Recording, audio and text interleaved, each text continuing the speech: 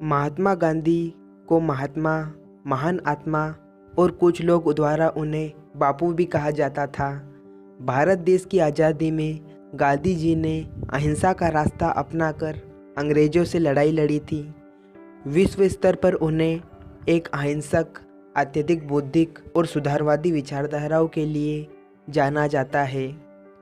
भारतीय समाज में गांधी जी का कद बेजोड़ है, क्योंकि उन्हें भारत के स्वतंत्रता संग्राम का नेतृत्व करने के लिए उनके श्रमसाध्य प्रयासों के लिए राष्ट्रपिता के रूप में भी जाना जाता है।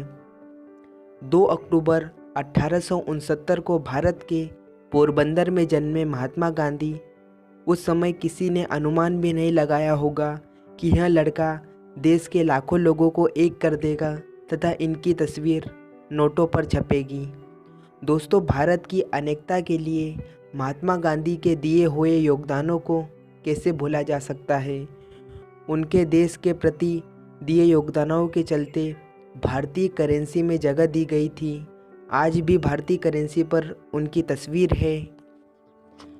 भारत में रिजर्व बैंक ने पहली बार महात्मा गांधी जी के दिए योगदानों को याद करते हुए स्मरण के तौर पर 100 रुपये के नोट पर गांधी जी की तस्वीर को पेश किया था।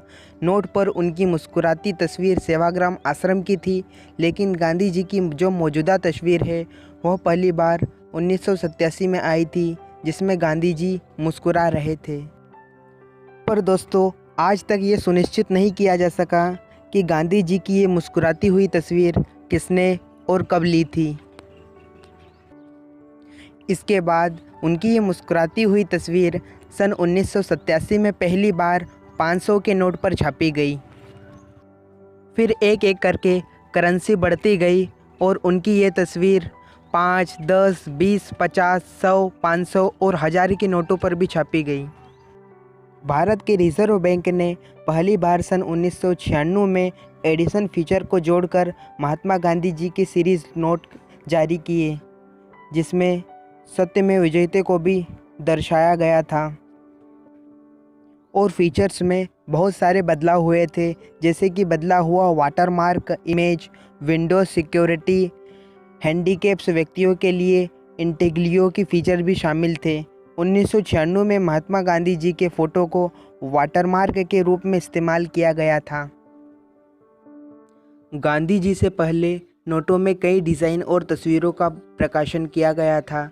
गांधी जी का चित्र छापने से पहले मुद्रा नोटों में कई डिज़ाइन और छवियों का उपयोग किया गया था। वर्ष 1949 में तत्कालीन सरकार ने अशोक स्तंभ के साथ 1 रुपये का नोट जारी किया। वर्ष 1953 में जारी नए नोटों में हिंदी को प्रमुखता के साथ स्थान दिया गया। हिंदी में रुपये के बहुवचन को लेकर जो बहस उस समय चल रही थी, वह अंत में रुपये शब्द पर जाकर समाप्त हुई। उच्च मूल्य वर्ग के नोट जैसे 1000 रुपये, 5000 रुपये, 10,000 रुपये को पुनः 1954 में पुनः जारी किया गया। इसके बाद 1980 में नोटों की बिल्कुल नई श्रृंखला शुरू की गई।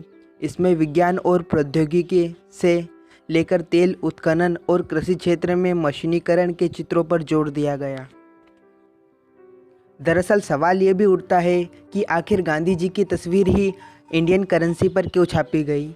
दरअसल हमारा देश अनेकता में एकता का देश है। महात्मा गांधी को राष्ट्रीय प्रतीक के रूप में देखा जाता है। राष्ट्रपिता की उपाधि हासिल कर चुके गांधी जी उस वक्त राष्ट्र का सबसे सम्मानित चेहरा थे,